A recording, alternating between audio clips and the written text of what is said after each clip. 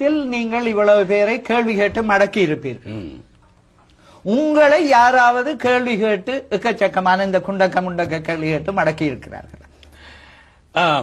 மடக்கியதிலே பேந்த விழித்திருக்கிறேன்.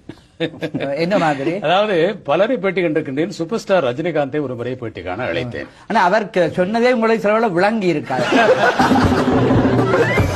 அவர் வானொலிக்கென்று வழங்கிய ஒரே ஒரு பேட்டி எனக்கு வழங்கிய பேட்டி தான் ரஜினிகாந்த். ஆமாம், தீ படத்துக்காக வந்திருந்த பொழுது தயாரிப்பாளர் பாலாஜி அவர்கள் சொன்னதுமே அப்போது நான் மோட்டார் சைக்கிள் வைத்திருந்தேன்.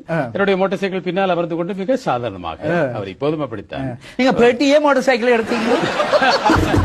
அப்போதெல்லாம் இது போன்ற நவீன வசதிகள் இருந்திருந்தால் செய்திருக்கலாம். ஒளிப்பதிவு கலையத்துக்கு வந்து விட்டார், வந்து இப்படி அமர்ந்து விட்டார். அங்கே ஒளிப்பதிவு நாடா ஓடிக்கொண்டிருக்கிறது. நிறைய பேர் வந்து மடுத்த பக்கத்திலே ஒளிப்பதிவாளர் பகுதியில் இருந்து பார்த்துக் கொண்டிருக்கின்றார். ரஜினிகாந்தை நான் மிகுந்த ஆலோசனையோடு ஒரு கேள்வியை கேட்கிறேன் என்று வைத்துக் கொள்ளுங்களேன். உடனடியாக பதில் வராது. அப்படி பார்ப்பார்.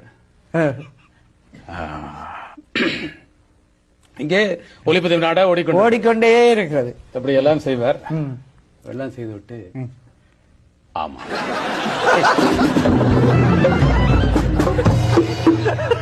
அடுத்த கேள்வியை கேட்டேன். மீண்டும் இப்படி எல்லாம் யோசித்து இல்லை. எனக்கு ஒரு சந்தேகம் என்ன, இந்த ஆமாம் இல்ல சொல்றதுக்கு ஏன் உழவு நேரம் எடுப்பாரு? இல்ல, அப்போது நான் ஒரு புதிய பாடத்தை படித்துக் கொண்டேன். நான் கேட்ட கேள்வியை கேட்ட விதத்திலே அப்படியும் பதில் சொல்லலாம். அதாவது என்னுடைய கேள்வியிலேயே பதில் இருக்கிறது. ஒருவரை பதில் சொல்ல தூண்டும் வகையில் எப்படி கேள்வி கேட்பது என்பதை அதற்கு பிறகுதான் கற்றுக்கொண்டேன். உண்மையில் உண்மை.